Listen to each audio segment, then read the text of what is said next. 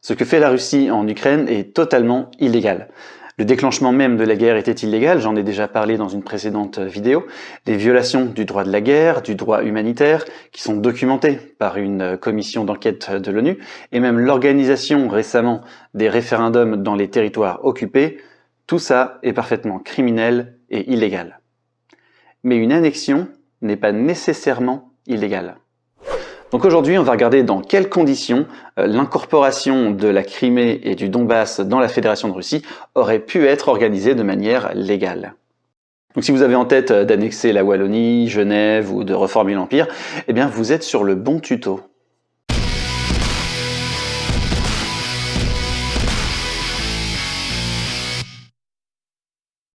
Alors déjà, un premier critère, il ne faut pas annexer par la force. Donc on range les chars, on range les fusils. Si vous êtes un occupant, l'annexion sera toujours considérée comme illégale, même si elle figure dans le traité de paix mettant fin au conflit. Je rappelle l'article 2, paragraphe 4 de la charte de l'ONU, c'est probablement son article le plus important. Les membres de l'organisation s'abstiennent dans leurs relations internationales de recourir à la menace ou à l'emploi de la force, soit contre l'intégrité territoriale ou l'indépendance politique de tout État, soit de toute autre manière incompatible avec les buts des Nations Unies. Et puis si vous voulez annexer par la force l'entièreté du territoire de votre voisin, ce qui mène à sa disparition, vous allez en plus vous prendre une coalition internationale sur le dos. Parce que ça, c'est très clairement un crime d'agression qui va à l'encontre de l'article 2 de la charte de l'ONU. Vous n'avez qu'à demander à Saddam Hussein comment ça s'est passé pour lui quand il a annexé le Koweït. Par contre, si vous êtes un membre permanent du Conseil de sécurité de l'ONU, vous pourrez mettre votre veto. Donc la coalition se fera hors du cadre de l'ONU.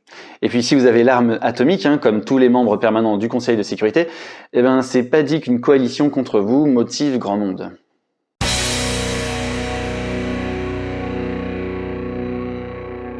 Donc comment on fait pour annexer un territoire sans avoir recours à la force? Eh bien, un moyen pacifique pour annexer un territoire, c'est le référendum. Mais pas un référendum sur un territoire que vous occupez. Arrêtez avec les gros fusils, je vous ai dit. La première fois qu'un référendum a été utilisé pour annexer un territoire, c'était en 1790. Le gouvernement révolutionnaire français voulait récupérer Avignon et le comtat vénécin. Pour la petite histoire, parce que c'est quand même une histoire passionnante, ce territoire avait été cédé aux États pontificaux au XIVe siècle par Philippe le Bel. Les lecteurs des Rois maudits d'ailleurs se rappellent que le garde des Sceaux du roi, Guillaume de Nogaret, est allé jusqu'à mettre une baffe au pape Boniface VIII, c'est le fameux attentat d'Ananie. Suite à ça, les rois de France voulaient garder la main sur le pape en le maintenant à Avignon. Et surtout, ne pas le laisser sous l'influence du Saint-Empire. Mais on digresse, revenons à nos référendums.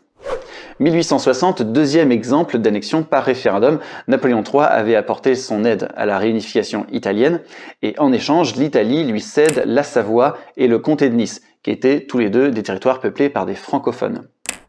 Alors il y a eu un traité, le traité de Turin, mais pour entériner ce traité, il y a eu un référendum qu'on appelait à l'époque un plébiscite.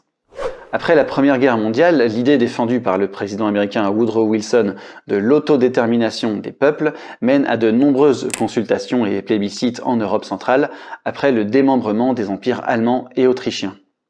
Par la suite, le principe de l'autodétermination des peuples a surtout été invoqué pour les décolonisations, et à partir de 1991 dans la dislocation de la Yougoslavie et de l'URSS. Donc pour faire sécession, mais pour obtenir l'indépendance, cette fois-ci, pas pour se rattacher à un autre État. D'ailleurs, plus récemment, on a vu plusieurs référendums d'indépendance, en Écosse en 2014, au Kurdistan irakien et en Catalogne en 2017, ou en Nouvelle-Calédonie entre 2018 et 2021. Alors, en droit international, le référendum n'a pas vraiment de fondement juridique. Il est surtout toléré parce que c'est un moyen pacifique de trancher un litige territorial. Mais les contours géographiques de l'annexion et puis la base électorale, tout ça c'est des paramètres qui sont compliqués à définir. Et puis surtout le principe de l'autodétermination des peuples, il n'a été repris ni par la SDN, l'ancêtre de l'ONU, ni par l'ONU. Parce que ce qui est difficile, c'est d'identifier ce qu'est un peuple. Oui, qui a le droit à cette autodétermination? Qui a le droit? Mais surtout, le droit international ne considère pas que les peuples soient un acteur du droit international. Les acteurs du droit international, c'est surtout les États, ça peut être éventuellement les ONG et les entreprises multinationales, ou alors des groupes terroristes, mais les peuples ne sont pas des acteurs de droit international. Ça, c'est parce que le droit international part du principe de la souveraineté des États. Donc, si le référendum est prévu par le droit interne de l'État en question, comme c'était le cas par exemple pour l'Écosse et pour la Nouvelle-Calédonie, il n'y a pas de problème. Mais si le référendum se fait en opposition, voire en conflit entre l'entité sécessionniste et l'État qu'elle veut quitter, le droit international il va dire que la souveraineté de l'État et son intégrité territoriale sont menacées. D'ailleurs, les exemples récents d'annexion, ou plutôt de réunification, ne sont pas passés par un référendum, que ce soit la réunification de l'Allemagne de l'Ouest et de l'Allemagne de l'Est, ou la réunification du Yémen du Sud et du Yémen du Nord, on est passé par des lois et par des traités.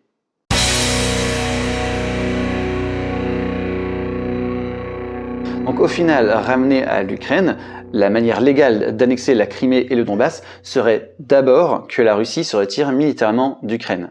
Deuxièmement, il faut que l'Ukraine modifie sa constitution, puisque la constitution ukrainienne consacre que la République autonome de Crimée est partie intégrante de l'Ukraine. Ça, c'est son article 134.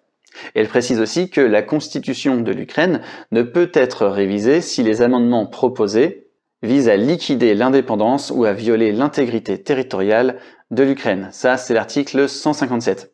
D'ailleurs, cet article 157 fait partie du titre 13, la révision de la Constitution. Et ce titre, comme d'autres aussi, est protégé par une procédure spéciale.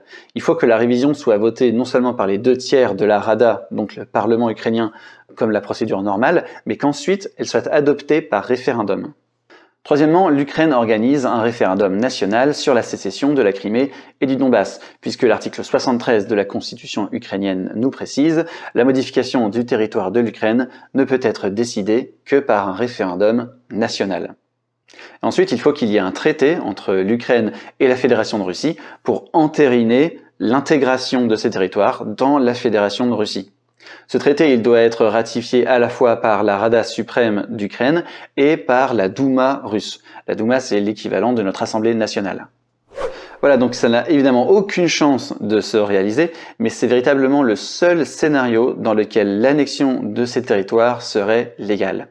Et bien entendu, l'autre manière, la manière illégale d'annexer ces territoires, c'est d'envahir militairement l'Ukraine, de déporter les populations vivant sur les territoires occupés, d'organiser unilatéralement des référendums locaux encadrés par des soldats en armes avec des classeurs en guise d'isoloir, et de menacer ceux qui protestent de guerre nucléaire.